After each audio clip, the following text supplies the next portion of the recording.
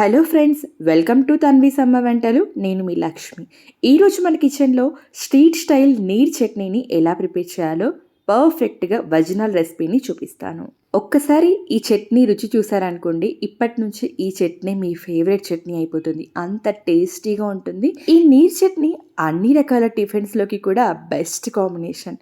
ఇక ఏమాత్రం లేట్ చేయకుండా యమ్మీ అండ్ టేస్టీ నీర్ చట్నీని ఎలా ప్రిపేర్ చేయాలో చూసేద్దాం పదండి.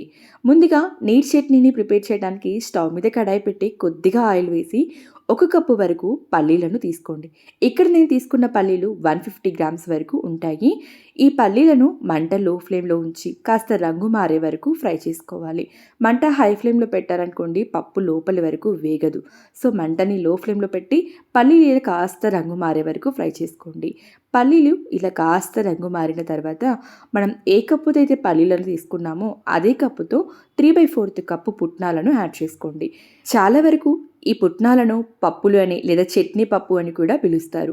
పుట్నాలు వేసుకున్నాక అంతా ఒకసారి బాగా మిక్స్ చేసి మీరు తినే కారాన్ని బట్టి పచ్చిమిర్చి యాడ్ చేసుకోండి. ఇక్కడ నేనైతే 5 యాడ్ చేశాను. అంతా ఒకసారి బాగా మిక్స్ చేసి మీకు నచ్చితే ఇందులో కొద్దిగా చింతపండును యాడ్ చేసుకోండి. నేనైతే ఇక్కడ చింతపండు యాడ్ చేయట్లేదు. అలాగే ఒక రెబ్బ కరివేపాకు, 10 నుంచి 12 వరకు పుదీనా ఆకులను వేసేసి మంటని లో ఫ్లేమ్లోనే ఉంచి వీటిని ఫ్రై చేయాలి. పుట్నాల పప్పు చాలా త్వరగా వేగిపోతుంది. పుట్నాల పప్పు ఏమాత్రం మాడినా చట్నీ ఫ్లేవర్ అనేది డిఫరెంట్గా ఉంటుంది. మెజర్మెంట్స్ మళ్ళీ ఒకసారి చెప్తాను, క్లియర్గా నోట్ చేసుకోండి. 1 కప్పు పల్లీలు, 3/4 కప్పు పుట్నాలు, మీరు తినే కారాన్ని బట్టి పచ్చిమిర్చి, ఒక రెబ్బ కరివేపాకు, 10 నుంచి 12 పుదీనా ఆకులు, అలాగే కొద్దిగా చింతపండు. ఇక్కడ నేను చింతపండు యాడ్ చేయట్లేదు. పచ్చిమిర్చి మనం మరీ ఎక్కువగా వేగాల్సిన అవసరం లేదు. ఇలా కాస్త తెల్లగా వస్తే సరిపోతుంది. ఇప్పుడు వీటన్నింటినీ కూడా ఒక ప్లేట్లోకి ట్రాన్స్ఫర్ చేసి పూర్తిగా చల్లారనివ్వండి. లేదంటే ఆ హీట్కి పుట్నాల పప్పు మాడిపోతుంది. ఇలా పూర్తిగా చల్లారిన తర్వాత ఒక మిక్సీ జార్లోకి ట్రాన్స్ఫర్ చేసుకోండి. మీరు తీసుకున్న క్వాంటిటీని బట్టి మీ రుచికి సరిపడా సాల్ట్ యాడ్ చేసుకోండి. అలాగే మనం ఏ కప్పుతో అయితే పల్లీలను తీసుకున్నామో అదే కప్పుతో 1 కప్పు పచ్చి కొబ్బరి ముక్కల్ని కూడా వేసుకొని ఎక్కువ లేకుండా చాలా తక్కువ వాటర్ యాడ్ చేసుకొని రెగ్యులర్గా చేసే చట్నీస్ లాగా మెత్తగా కాకుండా కాస్త బరకగా గ్రైండ్ చేసుకోండి. చట్నీ ఇలా కాస్త బరకగా గ్రైండ్ చేసుకున్న తర్వాత ఇందులోకి చిన్న సైజు కట్ట కొత్తిమీర కాడలతో సహా యాడ్ చేసుకోండి. ఈ కొత్తిమీర వల్ల ఈ చట్నీకి డబల్ ఫ్లేవర్ యాడ్ అవుతుంది. సో కాడలతో సహా యాడ్ చేయండి. ప్లేట్తో క్లోజ్ చేసి కొత్తిమీర మరీ మెత్తటి పేస్ట్లా కాకుండా కాస్త బరకగా అయ్యేలాగా గ్రైండ్ చేసుకోండి. ఇలా గ్రైండ్ చేసుకున్న తర్వాత ఈ చట్నీ మొత్తాన్ని కూడా ఒక బౌల్లోకి ట్రాన్స్ఫర్ చేసి మిక్సీ జార్లో కొద్దిగా వాటర్ యాడ్ చేసి అంతా ఒకసారి బాగా కలిపేసి ఆ వాటర్ని కూడా చట్నీలోకి యాడ్ చేసుకోండి. ఇక్కడ వాటర్ కన్సిస్టెన్సీ అనేది పూర్తిగా మీ ఇష్టం. కొత్తిమీర చూడండి ఎంత చక్కగా చిన్న చిన్న ముక్కల్లా కనిపిస్తుందో, ఇలాగే ఉండాలి.